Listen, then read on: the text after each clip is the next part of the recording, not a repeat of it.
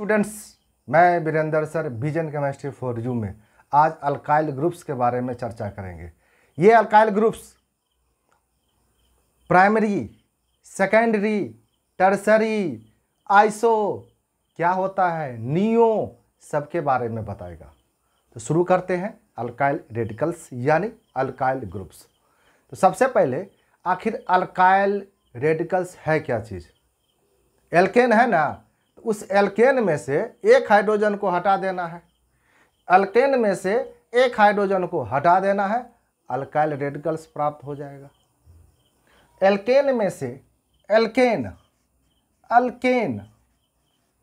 में से एक हाइड्रोजन एटम को हटा देना है और अल्काइल रेडिकल्स बना देना है। अल्काइल रेडिकल्स बना देना है। अब एल्केन का फॉर्मूला तो जानते हो, CnH2n+2 होता है। अब चूंकि हम हाइड्रोजन को हटाने जा रहे हैं तो हाइड्रोजन को हटाएंगे एक, तो यहाँ पर एक। अब H2n+2 है तो स्वाभाविक है H2n+1 होगा। तो यही है अल्काइल रेडिकल्स। ये क्या है? Alkyl radicals. इसको हम R से रिप्रेजेंट करते हैं, अल्काइल रेडिकल्स। अब कोई अगर हम एग्जाम्पल लेते हैं, जैसे मीथेन हुआ। क्या हुआ? मीथेन। तो मीथेन का फॉर्मूला होता है CH4। मीथेन का फॉर्मूला होता है CH4। अब मीथेन में से एक हाइड्रोजन को हटा दो तो CH3, यहाँ पर डैश। इस डैश का मतलब क्या हुआ? यहाँ पर कोई अटैच ग्रुप है। ये क्या है? अटैच्ड। यहाँ पर आकर के कोई अटैच करेगा। इस डैश में है क्या चीज़? इस डैश को अब माइनस नहीं पढ़ेंगे। इस डैश में है यहाँ पर 1 इलेक्ट्रॉन्स। तो इसका नाम मीथेन से क्या बनेगा? मेथाइल। मीथेन से क्या बना? मेथाइल। स्वाभाविक है इथेन, यह फार्मूला है इथेन का। इथेन से अगर एक H को हटा दिए तो CH3 और CH2 यहाँ पर ये, तो इसको हम कहते हैं इथेन है, तो इसको हम एथाइल कहते हैं, एथाइल। अब ये इथेन है तो इसका मतलब जरा देखो, इथेन में से हमने ANU को हटाया और YL को जोड़ा। ANU को हटाया और YL को जोड़ा तो बन गया इथाइल। बन गया कौन सी? Ethyl group. तो ये भी हो गया मिथाइल ग्रुप, ये हुआ इथाइल ग्रुप। अब देखो, यहाँ से H हटाएंगे तो वही बात, यहाँ से H हटाएंगे तो फिर भी वही बात, क्योंकि यहाँ पर ये कार्बन 1 डिग्री है, यहाँ पर ये कार्बन 1 डिग्री है, तो 1 डिग्री से हटाएंगे तो यही बनेगा। अगर 2 डिग्री का होता तो कुछ और होता। तो इस हिसाब से ये इथाइल ग्रुप बना, इथाइल ग्रुप। इसको शॉर्ट फॉर्म हम ET लिखते हैं। तो मिथाइल ग्रुप को हम क्या लिखते हैं? ME लिखते हैं शॉर्ट में। मिथाइल को ME लिखो, इथाइल को ET लिखो।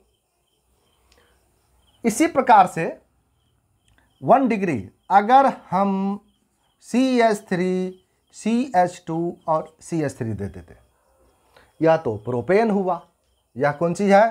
प्रोपेन। अब N का मतलब होता है सिंगल बॉन्डेड, तो सिंगल बॉन्डेड है ही यहाँ पर। अब ये कार्बन 1 डिग्री का, ये कार्बन 1 डिग्री का, तो यहाँ से हटावे चाहे यहाँ से हटावे तो एक ही टाइप का बनेगा। यानी 1 डिग्री हाइड्रोजन को हमने हटाया, 1 डिग्री का हाइड्रोजन को हटाया। तो यहाँ से अगर हटाते हैं तो CH3, CH2 और कोई अटैच। चूंकि प्रोपेन है तो यहाँ से हटाए तो क्या बनेगा? Propyl group, propyl radicals. तो ये प्रोपाइल बना। अब चूंकि हम 2 डिग्री से भी हटा सकते हैं। अगर मन में आता है कि हम यहाँ से H को हटाते हैं, तो यहाँ से H को अगर हटाते हैं, यहाँ से H को हटाते हैं 2 डिग्री का हाइड्रोजन, चूँकि कार्बन जितने डिग्री का होता है उतना ही डिग्री का तो हाइड्रोजन भी होता है, तो यहाँ से हटा दिए। अब यहाँ से हटा दिए तो ये CH3, ये CH और ये CH3 और यहाँ पर कोई आ गया अटैच, यहाँ पर आ गया अटैच। अब चूंकि यह भी प्रोपाइल हुआ, ये क्या हुआ, यह भी प्रोपाइल हुआ, प्रोपाइल ग्रुप, प्रोपाइल ग्रुप। अब यह भी प्रोपाइल, यह भी प्रोपाइल, बड़ा लाजवाब चीज है। अब क्या कहेंगे, तो इसको कह दिया गया नॉर्मल और इनको कह दिया गया आइसो, आइसोप्रोपाइल। क्या कह दिया गया, आइसोप्रोपाइल। चूंकि ये लॉन्ग चेन बन रहा है, यहाँ पे ब्रांच नहीं है इसमें, लेकिन हम इनको नॉर्मल और इनको हम आइसो। अब नॉर्मल प्रोपाइल और आइसो प्रोपाइल में, यहाँ पर आइसो प्रोपाइल का खास फंडा देखो क्या चीज है। आइसो में ये कार्बन के इधर भी मिथाइल है और इधर भी मिथाइल है, तब ही हम इनको आइसो प्रोपाइल रेडिकल्स कहते हैं। आइसो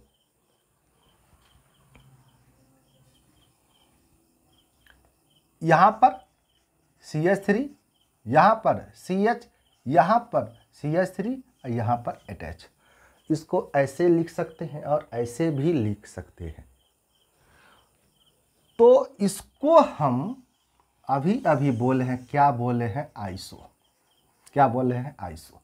आइसो का यही फॉर्मूला है। अब चूंकि 3 कार्बन है तो आइसोप्रोपाइल होगा, आइसोप्रोपाइल होगा। 3 कार्बन है तो आइसोप्रोपाइल होगा। अगर मन में आता होगा CH3, CH और CH3, अब यहां पर अगर हम CH2 लगा दे, ये है, इसको हम क्या कहते हैं, ये मेरा आइसोप्रोपाइल और एक कार्बन से हो गया ज्यादा, तो इसको हम आइसोब्यूटाइल कहते हैं, आइसोब्यूटाइल कहते हैं। यानी कुल मिलाकर के सेकंड नंबर कार्बन पर, सेकंड नंबर कार्बन पर दोनों जगह अगर सेकंड नंबर कार्बन पर अगर मिथाइल हो तो आइसोब्यूटाइल, आइसो कहते हैं उसको। और चूंकि एक कार्बन और आ गया आइसोब्यूटाइल, सेकंड नंबर पर मिथाइल, सेकंड नंबर पर मिथाइल, कुल मिलाकर के दोनों जगह मिथाइल हो तो आइसोब्यूटाइल होगा, आइसोब्यूटाइल। अब अगर आइसोब्यूटाइल मन में आता होगा, CH3 है, CH है, CH2 है, CH2 है, अगर यहां पर हमने CH3 लगा दिया, CH3 लगा दिया, तो 1 2 3 4 5, तो इसको हम आइसोपेंटाइल कहते हैं। क्या कहते हैं, आइसोपेंटाइल, आइसोपेंटाइल कहेंगे। यानी second number carbon, second number carbon पर अगर एक मिथाइल हो तो आइसो कहते हैं। सेकंड नंबर कार्बन, इधर से सेकंड नंबर कार्बन, तो आइसोप्रोपाइल, आइसोब्यूटाइल, आइसोपेंटाइल, तो आइसो हेक्टाइल, हेप्टाइल, ऑक्टाइल, आराम से हम लिख सकते हैं, इसको आराम से लिख सकते हैं। अगर आइसोपेंटाइल अल्कोहल कहे लिखने के लिए, आइसोपेंटाइल, आइसोपेंटाइल, आइसोपेंटाइल अल्कोहल कहे लिखने के लिए, तो हम क्या लिखेंगे, CH3, CH, यहाँ पर CH3, यहाँ पर CH2, यहाँ पर 1 2 3 4 5 पेंटाइल हो गया। आइसोपेंटाइल अल्कोहल है तो OH हम लगा सकते हैं, आइसोपेंटाइल अल्कोहल।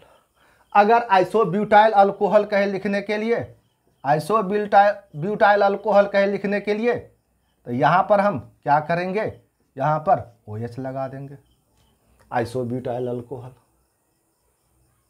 अगर आइसोपेंटाइल क्लोराइड कहे लिखने के लिए, क्लोराइड कहे लिखने के लिए, तो यहाँ पर हम क्या करेंगे, यहाँ पर हम Cl लगा देंगे तो आइसोपेंटाइल क्लोराइड। यानी आइसो में ये हमेशा रहेगा, ये हमेशा रहेगा आइसो में, सेकंड कार्बन के अगल बगल, सेकंड कार्बन के अगल बगल। क्या क्या ये आइसो है? क्या ये आइसो है? देखो तो यहाँ पर इथाइल, यहाँ भी इथाइल, यानी दोनों क्या है? समान है। यहाँ पर दोनों क्या है? समान है। तो क्या इसको हम आइसो कह सकते हैं? नहीं कहेंगे। यह आइसो नहीं है, नहीं है आइसो। क्या यह आइसो है? यहाँ पर इथाइल है, यहाँ पर मिथाइल है, यह आइसो है? यह भी आइसो नहीं है, नहीं है आइसो। ये भी आइसो नहीं है, ये भी आइसो नहीं है। क्या है? तो आगे देखेंगे। तो कहने का मतलब कि 1 डिग्री से भी अलग बनता है, 2 डिग्री कार्बन से भी अलग बनता है, 1 डिग्री 2 डिग्री से। तो इस हिसाब से अगर हम देखें तो अल्काइल रेडिकल्स का जो टाइप्स है, अल्काइल रेडिकल्स का टाइप, तो पहला हुआ प्राइमरी। पहला क्या हुआ? प्राइमरी, यानी 1 degree alkyl radicals, 1 degree alkyl radicals, 1 degree alkyl radical. तो 1 डिग्री को हम डिनोट करते हैं कैसे? RCH2 और ऐसे करके RCH2 ऐसे।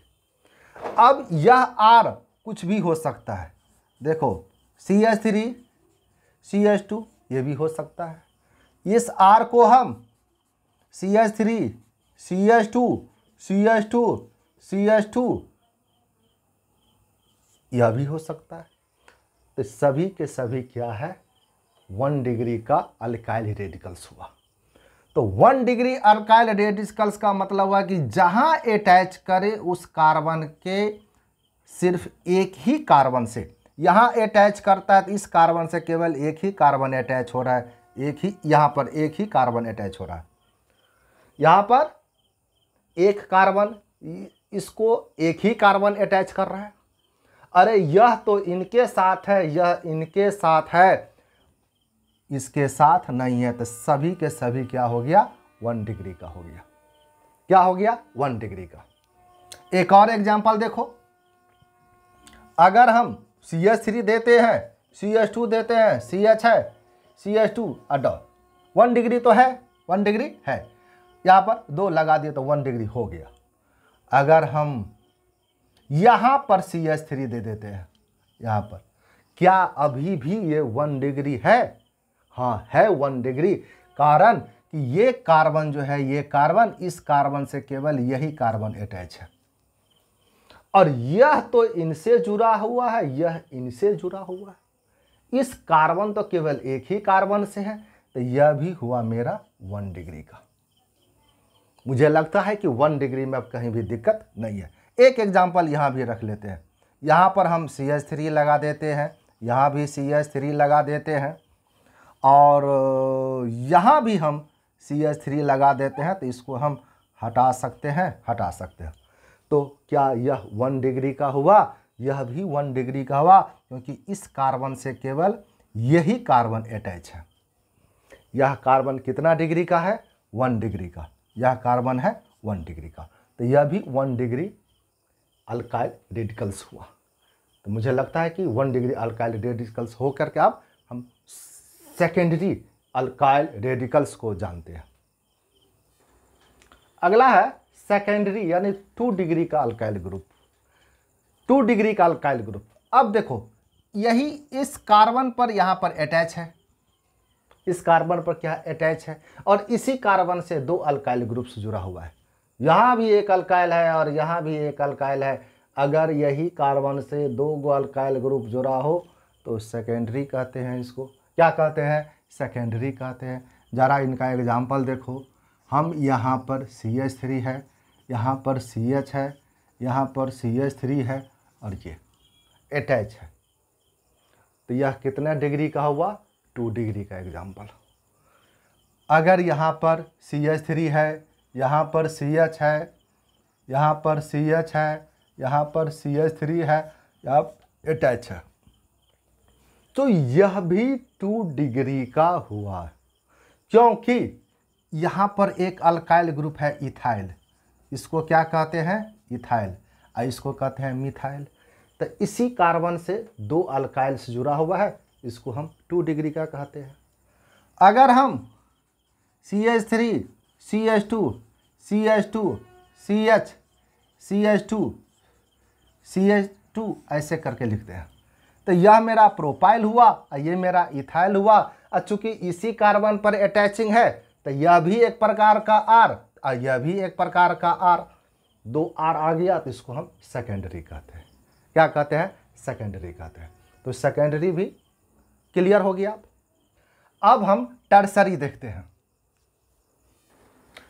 Tertiary alkyl group 3rd degree का देखो। अब ये कार्बन है, इस कार्बन से एक अल्काइल यहाँ है, एक अल्काइल यहाँ पर, एक अल्काइल यहाँ पर है, तो इसको हम 3rd डिग्री का कहते हैं।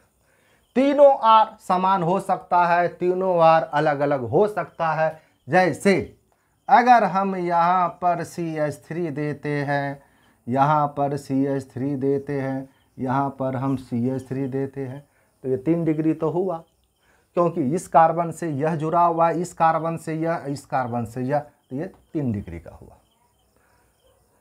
अगर हम CH3 है, CH2 है, C है, CH2 है, CH3 है, और यहाँ पर CH3 है और यहाँ पर अटैच है, यहाँ पर अटैच है, यहाँ पर इथाइल है, ये भी एक प्रकार का R है, एक भी प्रकार का R ये भी है। तो कहने का मतलब इथाइल भी हुआ, इथाइल भी हुआ, मिथाइल, उससे हमको कोई लेना देना नहीं है, क्योंकि इस कार्बन से यह जुड़ा हुआ है, इस कार्बन से यह जुड़ा हुआ है, इस कार्बन से यह जुड़ा हुआ है, यहाँ पर अटैचिंग है। हम जानते हैं कि यहाँ पर एक इलेक्ट्रॉन होता है इस डैश में, तो यह कितना डिग्री का हुआ, 3rd डिग्री का हुआ। 3rd डिग्री यानी टर्सरी अल्काइल ग्रुप्स। तो इस हिसाब से हमने ये देखा कि क्या क्या डिग्रियां होती है। अब जरा देखो एक और एग्जाम्पल ले लेते हैं।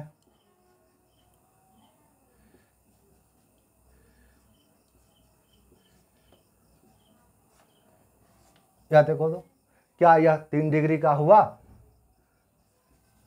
यह 3 डिग्री का हुआ, नहीं हुआ, क्योंकि इस कार्बन से यही जुड़ा हुआ है, इस कार्बन से यह जुड़ा हुआ है, क्योंकि इनसे यह नहीं जुड़ा हुआ है, कहीं भी ब्रांच में हो उससे लेना देना नहीं है, तो यह जो है सो नहीं हुआ, यह अल्काइल 3rd डिग्री का अल्काइल ग्रुप नहीं है।